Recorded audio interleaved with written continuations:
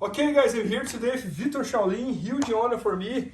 Frederico over there. Guys, Shaolin is one of the biggest legends in Jiu-Jitsu. And in the very beginning of the IBJJF Worlds, how many?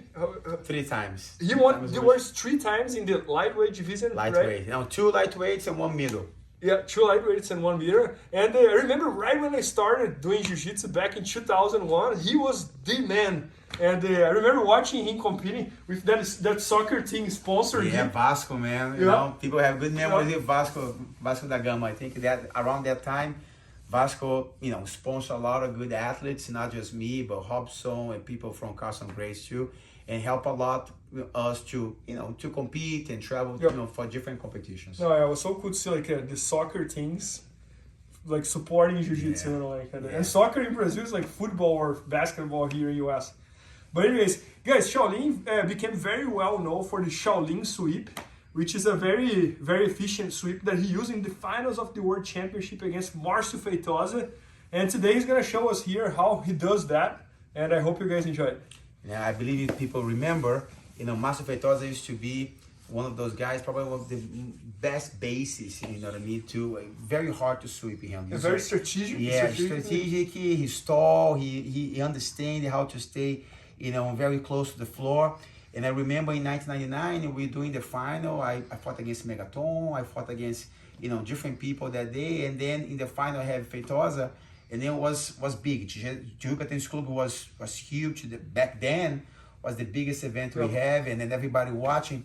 And then Barra Grace one side, Nova União on the other side, and then Marcio, he started really well. We spent some time stand-up, and he did one technique on me where he did a little bit of kind of like a little ultimata. I moved my leg, he ankle picked my heel, and took me down, and I ended up on the bottom pretty much close to maybe 1 or 2 minutes to finish the match. Everybody from Barra Grace screaming, going crazy. And then in some point, a combination of a lot of training and everything worked well, he get into that position on me. I was having my leg here behind his knee. I was having my shield over here. He was putting a lot of pressure on me over here. And then in some point during the match, I was having chance to get in his arm. And then that pressure he's putting on top of me, I was able to use this as a fulcrum to help me to go to control. As soon as I control over here, I fold myself. When I fold myself here, I bring his arm across my body. This happened really fast. If you see on the video, we're not gonna be able to see that. My knee blocking his hip, my other knee blocking his chest, and his arm across. Yep. And then one time I got over here, the sweep became very smooth. He rolled his shoulder. All right, fall to the top. And then I soon end up on top, like when you knew I won. Because I know it's like maybe 20 or 30 left to finish the match. I just need to be on top. He went crazy because he tried to push, do a bunch of stuff. And then at some point I hear the buzz and then the fight's over. I said, whoa, world champion. Which year was that? 1999. That was the first time you won the Worlds, or the second? That's I won as a purple belt as well. And then as a purple belt in 1997, in 1996, purple belt. In 1997, I went to the final against Royler. Good. And then we did a great match, but I lost the final to him. And then 98, I got hurt. 99 was my first one. So it was the first time that he won as a black belt, yes. Can you do one more time? Of course. So I got over here. I didn't let the whole 2-point thing really hurt my mindset. As soon as I remember he's putting the weight on me, I was able to fold myself, bringing him on top of me. One time I got over here, arm came across. And then it rolled backwards. Yeah, notice his shoulder touch first. And I like to always hold his pants. Yeah. That way his hip doesn't fall over to my face. Now I just elevate my hip.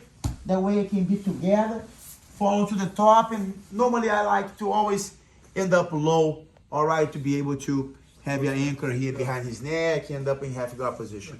So would you say that all the person, it seems like very simple, all they have to do is control the knee and control the sleeve on an inverted way? Almost like instead of controlling the sleeve like this, you control like this, right? Yeah, because the thing is, I find out when I'm here, sometimes, imagine if I want to rush, every single time I'm holding here, I feel that he kind of give me a tough time. So when I hold under, I can drive his arm away and in that way I don't feel any type of grip on my arm, bottle. Because the thing is, when I keep it in the air, if it's something start bottle a little bit the balance, I'm probably gonna have a lot of tough time to throw him on the floor correctly and follow him.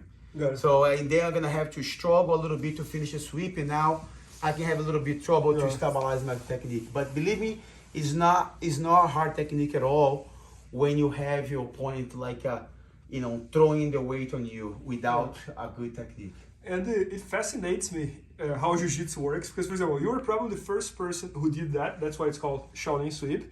And if I'm not wrong, this is one of Bochecha's favorite sweeps. I saw Bochecha teaching this position before on his and instruction. I have seen him doing that a bunch of times in tournaments. And, this thing is, I believe my coach taught me. I believe I was doing a lot in the school. I but you the one who made the position I'm well the one probably making the position a little bit more popular. So inside the gym back in Brazil, I used to call classic. Good. But in some point when I start traveling, oh, Shaolin, can you show your Shaolin sweep here? In different seminars, I had people asking for me there. So today I even okay about call Shaolin sweep because now I'm okay with that. Who kind of like pioneer. Yeah. And then today I'm okay. But long time ago, I remember I did it at a Time magazine, and I called this sweep classic just because I didn't want to put my name on the technique. Someone taught me. I used to compete a lot against Bochecha, so I would always study what he does in that. And I was always aware of this position because he's really good at that. So one time you're in the air, sometimes it's tricky a little bit to get your weight back on the floor.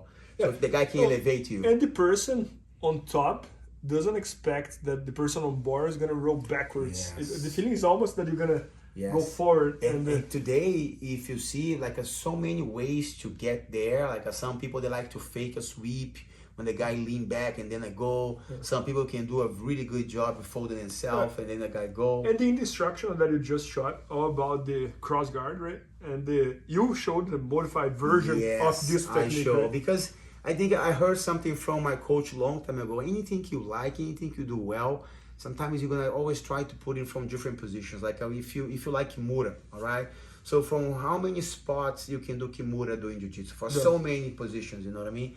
So I think it's the same thing with Shaolin sweep. Of course, I can pull Shaolin sweep from a lot of different positions, but the cross guard give me that possibility in a way when the guy try to do some things against my leg, all right, the way my body position almost looks like a half guard. And if you're able to fold yourself correct, you're gonna have to roll, but you have to know well the Shaolin sweep to make sure you understand all those modifications, No, I agree. Yeah, so guys, Shaolin just shot an entire instruction all about the cross guard series that he has, and it's coming out really, really good. And you probably know who he is, but if you don't know who he is, make sure to research. He's one of the biggest legends in Jiu-Jitsu. And right when IBJJF started with the words, he was the man in the lightweight division. And make sure to check it out. And maybe by the time you guys are watching, it's already there at IBJJFanatics.com. So hope you guys enjoy it, and thanks so much. Thank you, Bernardo. Thank you, guys. Thank you, Federico. Please help me out to grow my YouTube channel. Just click subscribe. And to watch more videos, just click under see more videos. I hope you enjoyed. IBJJFanatics.com. Use the promo code YouTube Faria to get 10% off any instructional video. Improve your jiu-jitsu faster.